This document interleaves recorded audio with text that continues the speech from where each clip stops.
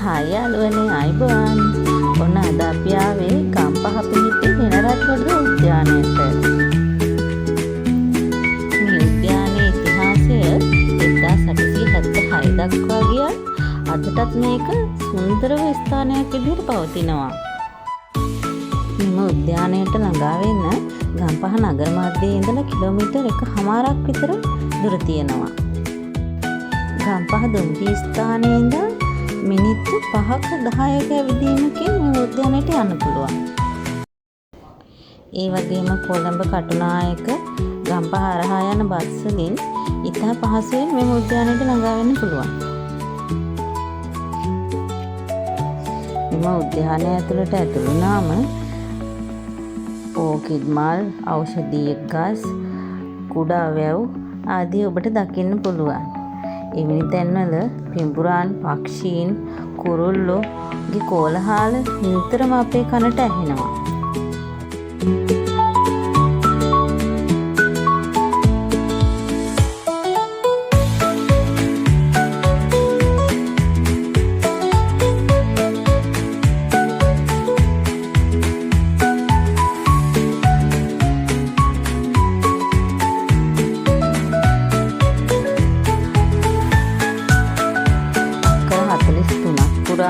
විහිදී ඇති මෙම උද්‍යානයේ විවිධ දේශගුණයන්ට අවස්ථානුගත වුණු ගස්, දුර්ලභ පැල ඇති, හරිත දර්ශන අති විශාල ප්‍රමාණයක් අපිට දැක ගන්න පුළුවන්.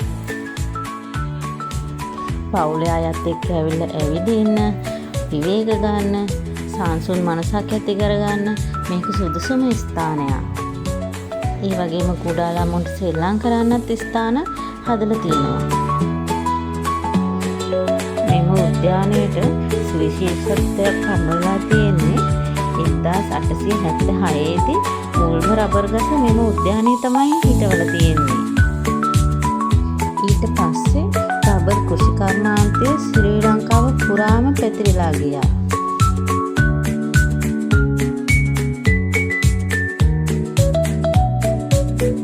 මේ ශ්‍රී ලංකාවේ උද්‍යානයක් විතරක් නෙමෙයි ශ්‍රී ලංකාවේ ඉතිහාසයේ කොටසක් කියලා හඳුන්වන්න පුළුවන්.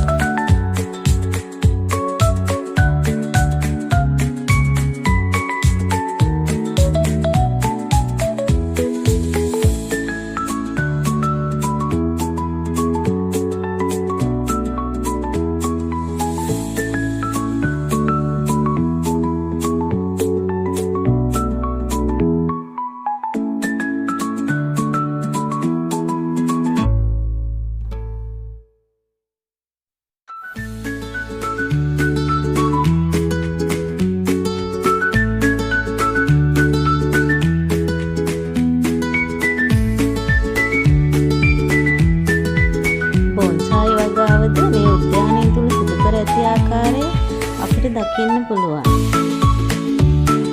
මේ උද්‍යානය දිනපතා 8:30 ඉඳන් පස්වරු 5 වෙනකම් විවෘත වෙලා තියෙනවා.